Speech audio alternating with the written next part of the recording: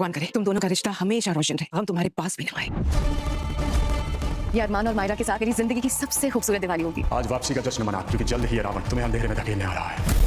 ये रिश्ता क्या कहलाता है कि आने वाले एपिसोड होने वाले हैं ज़बरदस्त। जी हाँ दोस्तों, आने वाले एपिसोड में आप देखेंगे कि दिवाली के दिन अबीरा और अरमान दोनों एक साथ आते हैं तो वो दादी साथ देख कर खुश हो जाती है और कहती है कि हमेशा भगवान करे हमेशा तुम दोनों की जोड़ी यहीं ऐसे ही खुश रहे।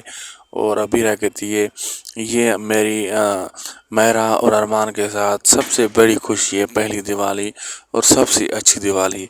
तो इतनी देर में एक रावण की एंट्री होती है, विलन की, कहता है तो खुशी मना ले, बहुत ही जल्द ये रावण तेरी ज़िंदगी में एंट्री मारने वाला है। अब आगे देखना मज़ेदार होगा क्या क्या होने वाला है। वीडियो चलेगी तो लाइक शेयर सब्सक्राइब करना ना भूलें। मिलते हैं आपसे अगली एक ज़बरदस्त अच्छी वीडियो में।